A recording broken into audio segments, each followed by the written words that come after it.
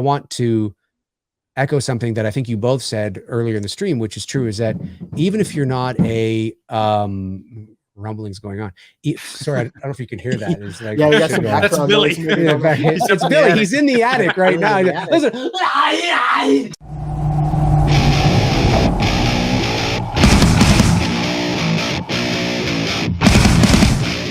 What's up, guys? Real quick, this is a quick little clip from my stream with Dave and Bruce, who are making It's Me, Billy, Chapter 2. This little clip talks about Olivia Hussey and how they were able to bring her back to Part 2. But I wanted to put this little, I guess, intro here because this can only happen if you guys support the Indiegogo. So I will have a link to the Indiegogo down in the first. I'll pin a comment down there. I'll put it in the info box.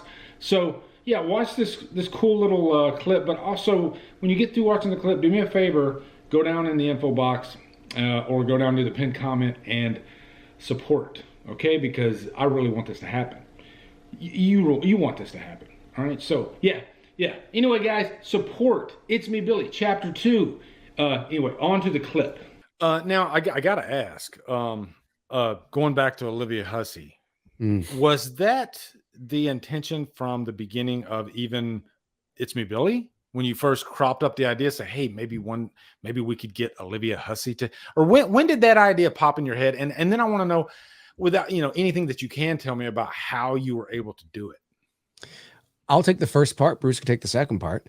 Sure. I'll say that yes, it always was the dream, right? The goal. Did you feel it would like it would be impossible? Like the first thought of it, like there's no way we're going to get Olivia Hussey. I don't know if we thought it would be impossible. I just think we thought it would be very difficult because she is a private person. She's not acting much anymore.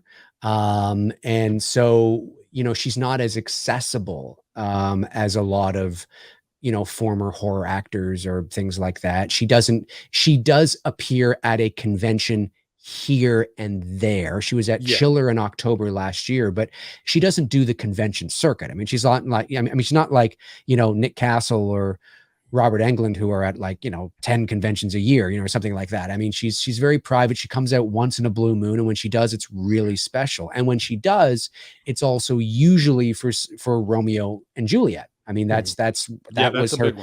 That's what shot her to stardom. She became a worldwide sensation in 1968 because of that movie as a very young teenager. It was like the twilight of, 1968. Right.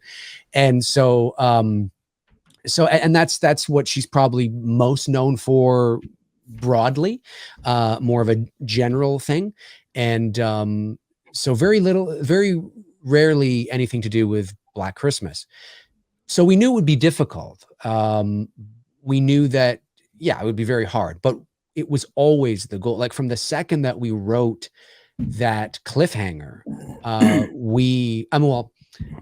say that we made a few attempts to try and see if we can get her in the first movie.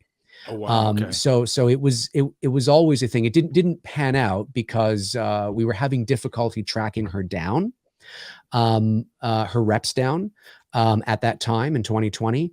But an effort was made. So that goes to show you where we were even back then, that we wanted this. It's Me, Billy is a legacy. Again, I understand it's a fan film. It's not for profit, but it is, for all intents and purposes, it is the Black Christmas legacy sequel. And we are honoring the legacy of how important the movie is, how important it is to the genre. And we felt that, who else can we get to play? Now we would do it if we needed to, because, we would, but we really wanted to exhaust all our resources and opportunities to see if we can get Olivia on board. So yeah, it was always a goal, and thankfully we did. Mm-hmm. Yeah, in terms of, I can't really share too much, obviously, but what I can say is that, we reached out through official channels with her, got in touch with her manager, really nice guy, really great guy. and had some conversations and talked things through. We did share the first movie. We shared a copy of the script for the second movie. Talked through, what we were wanting to do and painting some of that vision so that he could, convey that to Olivia so that she'd have a good understanding of that, and conveying that to him as well, and really put our best foot forward. We did our best to, just represent the project and the ideas and ourselves as best as we can. And obviously it paid off. So took, I think we were probably in communication for a couple of weeks or so. And then we were able to land where we did. So super thankful, super humbled by it. And very excited. Yeah. And it was always our goal too, that I said to Bruce, I said, wouldn't it be great if we could launch the campaign with her attached? Yeah. And when we knew we were going to be able to do it, it was like, it was wild. It was wild. I mean, it's wild. Like, I think that's what people, I want to echo something that I think you both said earlier in the stream, which is true, is that even if you're not a, rumblings going on. Sorry, I don't know if you can hear that. It's like, that's Billy. It's Billy. He's in the attic right now. Listen. But it's like, even if you're not, and I understand, because Black Christmas is a very niche sort of thing. It's a cult movie. I understand that not a lot of people are Black Christmas crazy, and I get that, and I respect that, but we're doing something here that I think is really cool, just in the world of horror.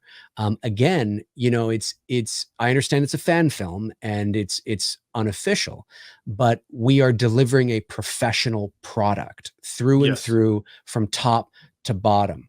So it has to have the fan film label on it. So when we produce it, before we put it on all of the, marketing and, the promo material, we have to put a little stamp on it, before it can go out to the world. Yes, because we don't own the intellectual property, but the product in and of itself is something that, yes, could absolutely play on Prime or Hulu or, wherever, and you wouldn't bat an eye. And that's intentional. That's not by accident. We've hired the right people. We've surrounded ourselves with professionals. We're shooting on professional equipment, doing our best to deliver a professional product. And it's really cool that, so it's just, now that she's on board and we are doing chapter 2, it's really special. And we hope that, horror fans from around the world will help us see that, help to see the significance of it. Even if you're not a big fan of it, see the cultural significance to the sort of what we're doing. Like I said, it's the equivalent of having Jamie Lee Curtis on a professionally produced Halloween fan film. What's up, guys? You are at the end of the DDLive clip.